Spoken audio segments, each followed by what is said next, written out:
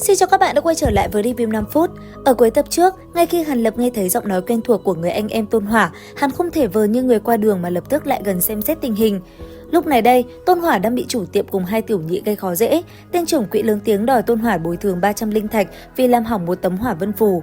Không chỉ vậy, lão còn trơ trẽn tuyên bố đó là tác phẩm của chế phủ đại sư và châm chọc Lạc Vân Tông là lũ quỷ đói.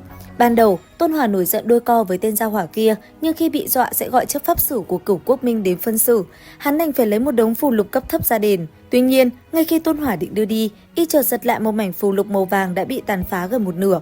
Thấy vậy, tên trưởng quỹ khinh miệt định tóm lấy đám phù còn lại. Đúng lúc này, một bóng người lóe lên, Hàn Lập đã xuất hiện và ngăn lại. Bằng giọng lạnh lùng, Hàn Lão Mai yêu cầu tên trưởng quỹ nhắc lại lời miệt thị Lạc Vân Tông cho mình nghe.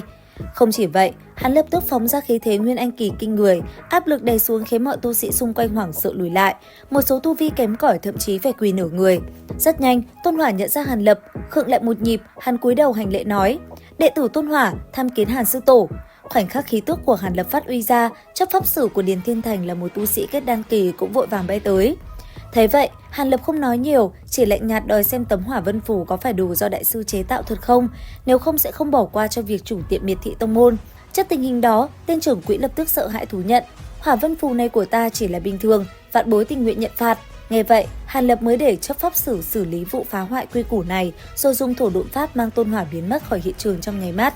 Không lâu sau, tại một thạch thất yên tĩnh, Hàn Lập lấy mảnh phù lục rách trong tay mình ra, ghép với mảnh của Tôn Hỏa. Hai mảnh khớp nhau hoàn hảo, Tôn Hỏa lập tức cúi đầu cung kính nói: "Tôn Hỏa bái kiến chủ nhân." Ngay khi Hàn Lập xác nhận Tôn Hỏa là hậu nhân đời thứ 7 của Tôn Nhị Cẩu, hắn quyết định đưa ra hai lựa chọn. 1. Nhận một chút lợi ích, đan dược, pháp khí và cắt đứt mọi quan hệ.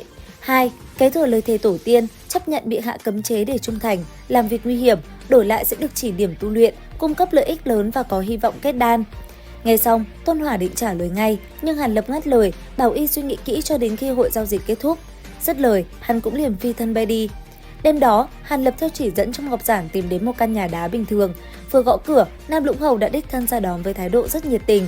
Vào trong nhà, căn phòng trống trơn chẳng có ai. Nam Lũng Hầu cười cười, bấm pháp quyết giải trừ ảo ảnh, để lộ ra một lối đi bí mật dẫn xuống lòng đất. Hàn Lập không chút do dự đi theo.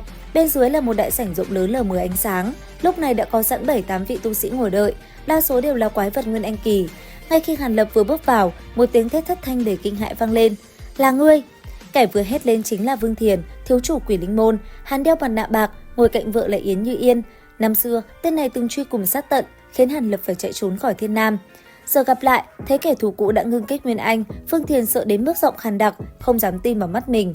Ngồi cạnh Vương Thiền là nhị bá của hắn, Vương Thiên Cổ. Thấy cháu mình hoảng loạn, lão gia hỏa này lập tức đứng ra chữa cháy. Lão hạ mình xin lỗi Hàn Lập về chuyện cũ, mong Hàn Lập nể mặt mà bỏ qua cho thằng cháu trẻ người non dạ.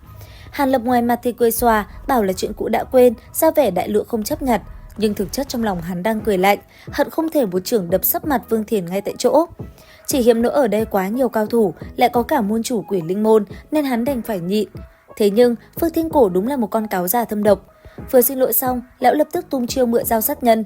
Đứng giữa mật thất, lão nhìn Hàn Lập rồi tỏ vẻ hâm mộ nói: "Đạo hữu làm sao chỉ trong khoảng thời gian ngắn 200 năm mà từ trúc cơ kỳ tu luyện đến Nguyên Anh kỳ, trong vòng không quá 100 năm thì đạo hữu chắc chắn có thể tu luyện tới Nguyên Anh hậu kỳ." Lời này nghe thì như khen, nhưng thực chất là để khơi dậy sự ghen tị và đề phòng của đám quái vật xung quanh. Quả nhiên, cả phòng lập tức biến sắc, nhìn Hàn Lập chăm chăm như nhìn quái vật. Có người còn nghi ngờ tuổi thật của hắn. Nghe vậy, Hàn Lập thầm kêu khổ, hắn vội vàng khiêm tốn lấp liếm cho qua chuyện. Lúc này, Lam Lũng Hầu mới đứng ra giải vây và bắt đầu vào việc chính. Có một tu sĩ mặt lạnh thắc mắc, tại sao lại đưa hai đứa trẻ danh kết đan kỳ như Vương Thiền và Yến Như Yên vào hội nghị của các lão quái Nguyên Anh? Nam Lũng Hầu giải thích rằng, tiêu chí của hội này là thần thức cường đại. Cặp vợ chồng Vương Thiền tuy tu vi thấp nhưng có bí thuật liên thủ, thần thức hợp lại cũng không thua gì Nguyên Anh kỳ. Sau khi ổn định nhân sự, Nam Lũng Hầu chốt lại mục đích của chuyến đi này. Lão tuyên bố địa điểm mà cả nhóm sẽ phải tới là Mạc Lan Thảo Nguyên. Vừa nghe đến cái tên này, tất cả tu sĩ trong phòng, kể cả Hàn Lập, sắc mặt đều đồng loạt đại biến. Đến đây thì cũng hết tập 171 Phàm Nhân Tu Tiên. Xin chào và hẹn gặp lại các bạn ở những video tiếp theo.